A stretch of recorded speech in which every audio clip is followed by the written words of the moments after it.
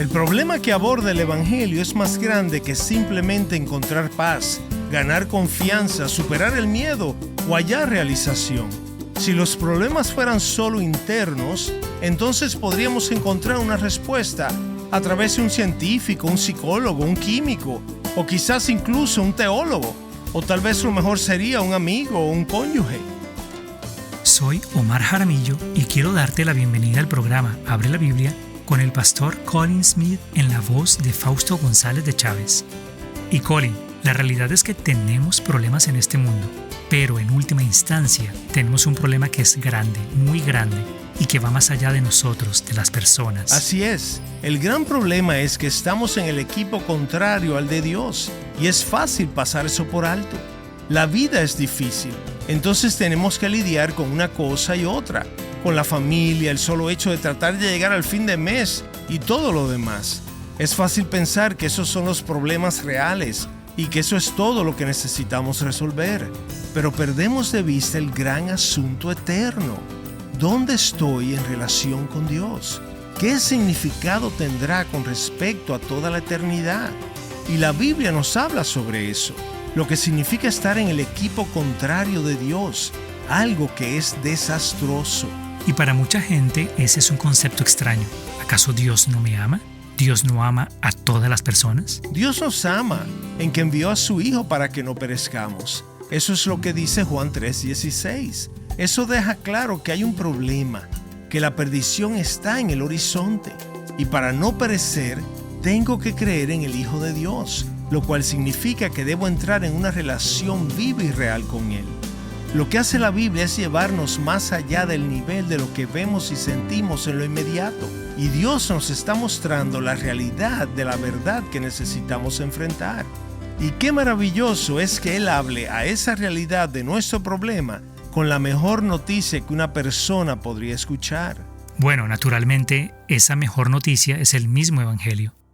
Tal como comenzamos a ver la vez pasada, en última instancia, no somos tú ni yo quienes definimos lo que es el Evangelio. No, y gracias a Dios por eso, porque si lo hubiéramos inventado, nuestras ideas morirían con nosotros.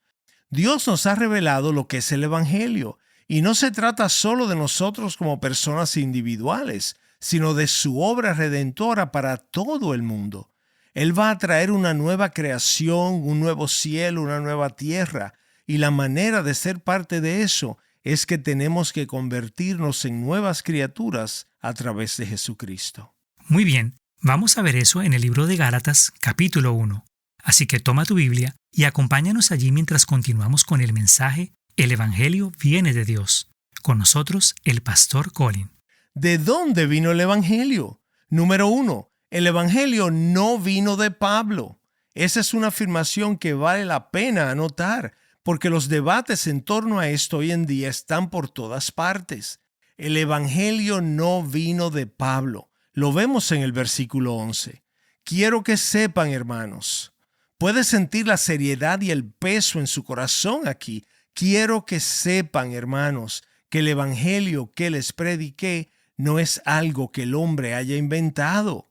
Esto es crucial, porque si Pablo inventó el Evangelio, o si su enseñanza es una especie de versión personalizada o una inclinación particular del Evangelio, entonces, número 1, no podemos tener ninguna confianza sobre su veracidad.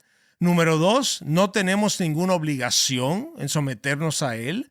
Y número 3, tendríamos toda la libertad de estar en desacuerdo con este Evangelio.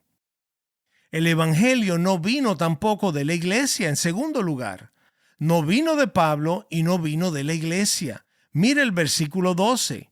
Él ha dicho, quiero que sepan, hermanos, que el Evangelio que prediqué no es algo que el hombre haya inventado. No lo recibí de ningún hombre, ni me fue enseñado por hombres. Ahora bien, este tema se volvió extrañamente actual para nosotros cuando salió y se popularizó el libro titulado El Código da Vinci. ¿Lo recuerdan? ¿Y cuál era el punto, el tema principal de ese libro? La tesis del libro El Código da Vinci era que el Evangelio es una tradición de la Iglesia que ha sido distorsionada y manipulada para favorecer los intereses de quienes tienen el poder. Y nuevamente, Este tipo de cosas se escuchan bastante a menudo, tristemente. Yo lo oigo frecuentemente cuando tengo la oportunidad de hablar con otras personas sobre el Evangelio. Una de las frases que escucho con mucha frecuencia es la siguiente: bueno, claro, no puedes confiar en la Biblia porque la Biblia fue escrita por la iglesia. ¿Has escuchado eso alguna vez? La iglesia escribió la Biblia según estas personas. Por supuesto, esa es una gran forma de evitar su autoridad. Porque si la iglesia escribió la Biblia, no hay ninguna razón en el mundo por la cual alguien hoy deba creer en ella, y mucho menos someterse a ella. Ahora, si la iglesia escribió la Biblia, entonces la tarea de cada generación de la iglesia sería adaptar esa enseñanza de generaciones anteriores, honrar la herencia, pero encontrar la manera en que se acomode mejor a las necesidades de nuestro tiempo presente. Pero Pablo lo deja bien claro. Quiero que sepan, hermanos, que el evangelio que recibí no es algo que el hombre haya inventado. No lo recibí de ningún hombre, ni me fue enseñado. No vino a mí por la iglesia. No se trata de una tradición que me haya sido transmitida. Por lo tanto, no es algo que deba adaptarse o cambiarse. Encuentro útil tener presente esta pequeña frase, y quizás a ti también te sirva. Dice así: no es la iglesia la que creó el evangelio, es el evangelio el que creó la iglesia. Eso vale la pena recordarlo, dicho de forma muy sencilla. Recuerda que eso es verdad, lo vemos en Hechos 2. ¿Cómo nació la iglesia? A través del evangelio. Pedro se pone de pie y declara el evangelio. 3,000 personas son salvadas y se forma la primera iglesia. La iglesia tiene su génesis en el evangelio mismo, no al revés. Es muy importante entender eso. ¿Cómo debe plantarse una iglesia? Alrededor del evangelio, sobre el fundamento del evangelio. Es el evangelio el que crea la iglesia, no la iglesia quien crea el evangelio. Quiero que sepan esto, dice Pablo. No lo recibí de ningún hombre ni me fue enseñado por hombre. De hecho, esto me ha sido muy útil en conversaciones con personas que no están convencidas del cristianismo. Y quizá tú también lo encuentres útil para decir: mira, si yo pensara que eso es solo una opinión de Pablo, no me sentiría obligado a creerlo, ni por un minuto. Y si pensara que eso es solo una tradición de la iglesia, manipulada a lo largo de los siglos, no encontraría ninguna razón para someterme a ella. Soy una persona demasiado independiente para eso. Y la razón por la que me sentí obligado a tomar esto en serio es porque la afirmación del evangelio es que no proviene simplemente de la invención de algún autor humano o de alguna tradición institucional, sino que proviene de la más alta autoridad, de Jesucristo mismo.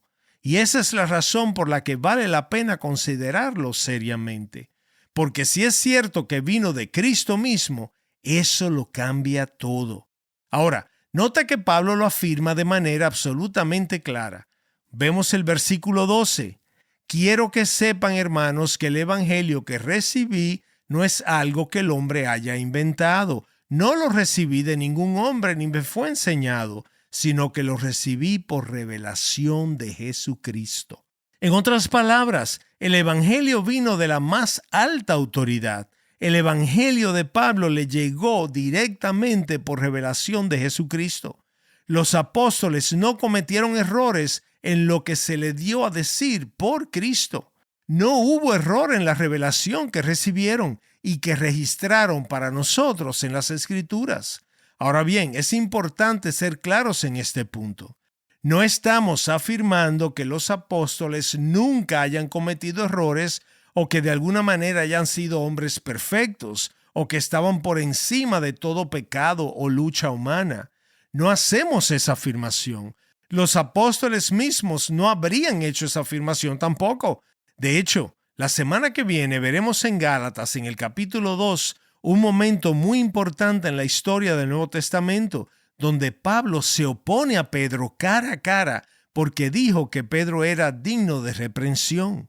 Hubo un asunto en el que Pedro actuó de manera inconsistente con su propio mensaje y Pablo lo confrontó. Aún el mismo Pablo habla con tanta claridad sobre sus propias luchas internas en Romanos capítulo 7. Así que no afirmamos ningún tipo de perfección en los apóstoles. Lo que sí estamos afirmando es que su mensaje no era propio, sino que lo recibieron por revelación de Jesucristo, y que en esa revelación dada por Jesucristo y registrada por ellos, no cometieron errores, porque vino de Dios mismo. Lo recibí por revelación de Jesucristo. Podemos afirmar con confianza sobre esta base que el mensaje de Pablo es el mensaje de Jesús mismo, porque lo recibió por revelación de Jesucristo. Eso es lo que él afirma. Muchos hoy no están de acuerdo con eso, pero eso es lo que él dice. Nosotros tomamos nuestra posición de esa afirmación. Quiero que veamos cuán importante es esto. Verás, si nuestro problema fuera simplemente interno, entonces las tradiciones humanas o incluso un mensaje creado por seres humanos podría tener algún valor. Pero el problema que aborda el Evangelio es más grande que encontrar paz, que ganar confianza, superar el miedo o hallar realización. Si los problemas fueran solo internos, podríamos encontrar una respuesta a través de un científico, un psicólogo, un químico, o quizás incluso a través de un teólogo, a través de un amigo o el propio cónyuge de uno. Pero el problema que aborda el Evangelio es que el planeta está bajo la ira de Dios. Por esa razón, un mensaje inventado por un hombre llamado Pablo no sería de ninguna utilidad, y una tradición creada por la institución de la iglesia no tendría valor, porque aún nos dejaría con un problema que es más grande y va más allá de nosotros mismos. El planeta está bajo el juicio de Dios. Y por supuesto, ese es el punto del lenguaje extraordinario de Pablo, que seguramente notaste en los versículos 8 y 9. Él dice, aun si nosotros o un ángel del cielo les predicara un evangelio diferente al que les hemos predicado, que sea eternamente condenado, que sea anatema. Luego lo repite, que él mismo se incluye. Aun si yo predicara otra cosa, si hubiera otro mensaje que yo inventara, estaría bajo maldición. Porque no hay otra manera de escapar de la maldición de Dios, excepto aquella que viene de Dios mismo. Si nuestro problema es con Dios, entonces la única solución es un mensaje que venga claramente de parte de Dios. Y por eso el Evangelio son buenas nuevas, porque proviene de Jesucristo, proviene de la más alta autoridad, y por eso podemos apostar nuestra vida y nuestra eternidad en Él. Estás escuchando Abre la Biblia con el pastor Colin Smith en un mensaje titulado El Evangelio viene de Dios. Vamos a detenernos por un momento, pero regresaremos en un instante. Este es el segundo mensaje de nuestra serie Entendiendo el Evangelio. Y si quieres asegurarte de no perderte ninguno de los episodios, pasados, presentes o futuros, quiero animarte a que vayas ahora mismo a nuestro sitio web y te registres para que comiences a recibir el programa en formato de podcast. De esa manera podrás escucharlo mientras vas de camino al trabajo o en el mejor momento que se ajuste a tu horario. Encontrarás los enlaces en abrelabiblia.org. Ahora regresemos al mensaje. Una vez más, con nosotros el pastor Colin. Octubre 1963. Tal vez sepas lo que estaba aconteciendo en el mundo en ese tiempo. Estábamos al borde de una guerra nuclear.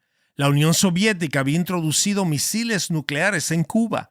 El presidente John F. Kennedy respondió con un bloqueo naval y durante 13 días el mundo entero estuvo en la expectativa, en una crisis sin precedentes. En el punto más grave de la crisis se dieron varias reuniones entre un hombre llamado Alexander Fomin, el principal oficial de la inteligencia rusa en Washington, y un hombre llamado John Scali, quien era reportero diplomático para ABC News. Fomin propuso a Scali, en nombre del gobierno ruso, que los rusos retirarían los misiles de Cuba a cambio de una promesa estadounidense de no invadir. Y Scali fue encargado de comunicarlo a la Casa Blanca, así que lo llevaron inmediatamente a una audiencia directa con el presidente Kennedy. Pierre Salinger cuenta esta historia en su fascinante libro. Foreman le propone a Scully una base aceptable para resolver la crisis. Entonces el presidente instruyó a Scully para transmitir ese mensaje al ruso, pero sin darle crédito a John F. Kennedy. Luego Salinger cita el memorando de Scully nuevamente al presidente. Imagina este drama. A las 7:35 p.m. del 26 de octubre me reuní con Foreman en el vestíbulo del Hotel Statler, como él había sugerido, y fuimos a la cafetería del hotel para conversar. ¿Te imaginas el destino del mundo, en cierto sentido, dependiendo de una conversación en una cafetería de un hotel? Le dije que tenía razones para creer que el gobierno de Estados Unidos encuentra verdaderas posibilidades en esto, es decir, en la propuesta. Él escuchó con mucha atención y luego preguntó si mi información provenía de fuentes altas. Le dije que venía de las esferas más altas del gobierno de los Estados Unidos. Preguntó por segunda vez si estaba absolutamente seguro de que venía de fuentes muy confiables. Se lo reiteré una segunda vez. Dijo que si la información no venía de las fuentes más altas y confiables y él la informaba, quedaría como un tonto en un momento muy crítico, probablemente algo peor.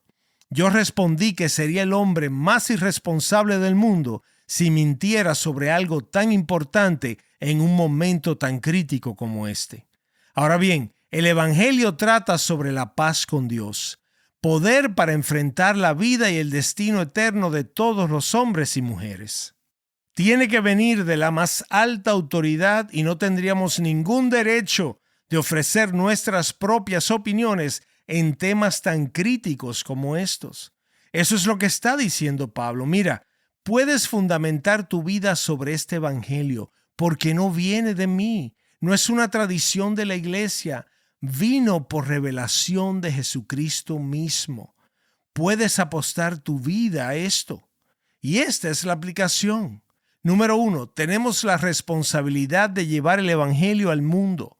Mira, si el evangelio fuera simplemente nuestra tradición, no tendríamos ningún derecho de esparcirlo por el mundo.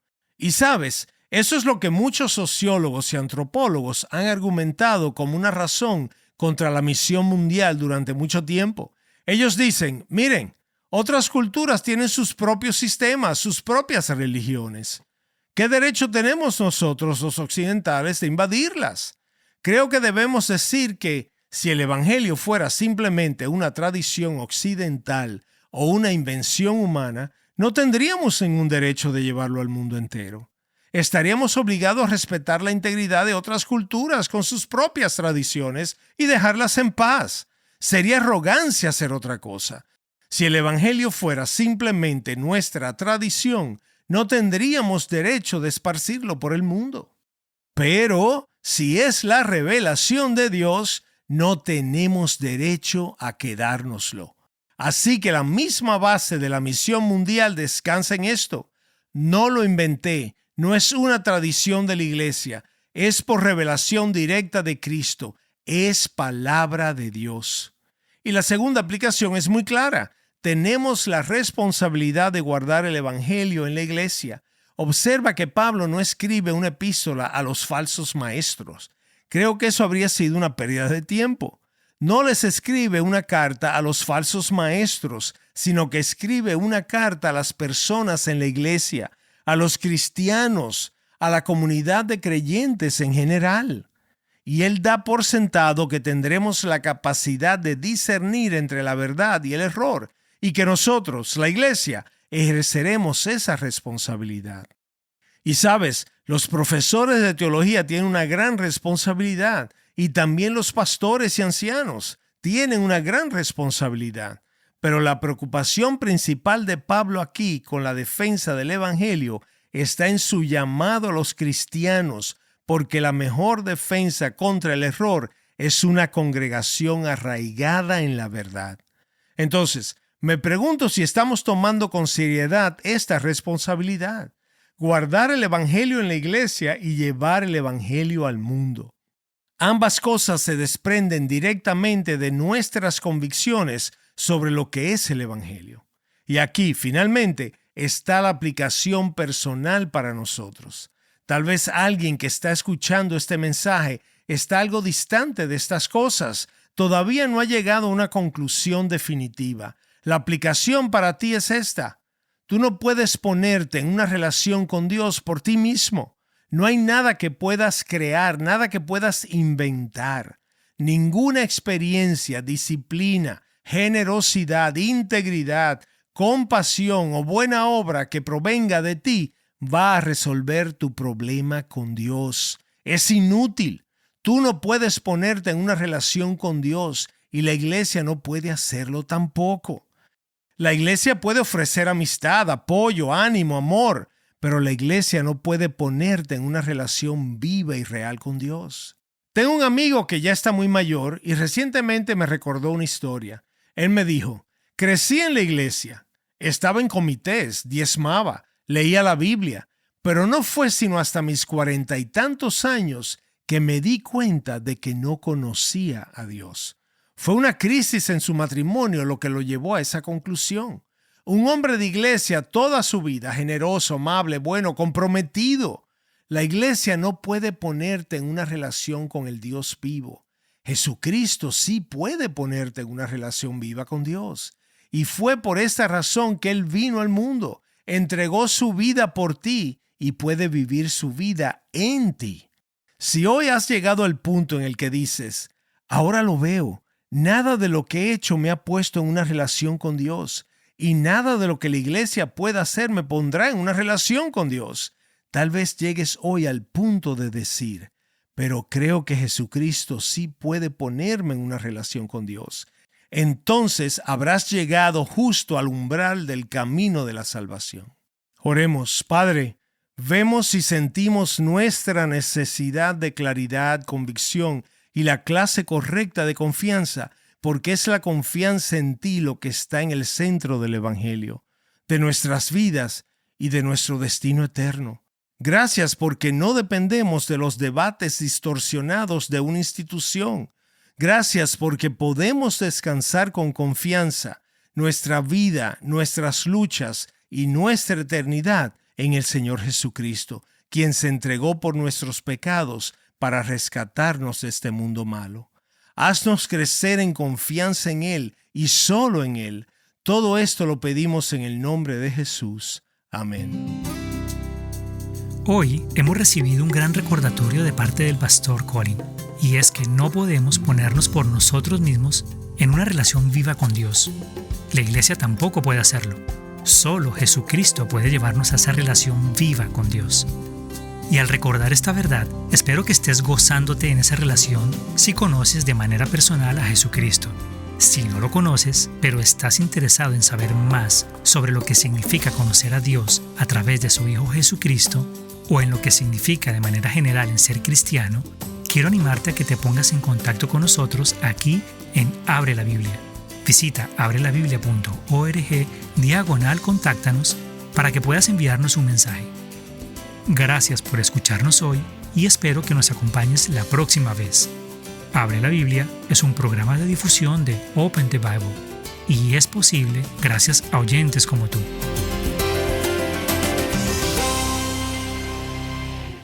Cada iglesia tiene su propia herencia, y en una iglesia esa herencia llegó a ser más importante que el Evangelio. Y en el próximo Abre la Biblia descubriremos cómo eso podría ocurrir también en tu propia iglesia.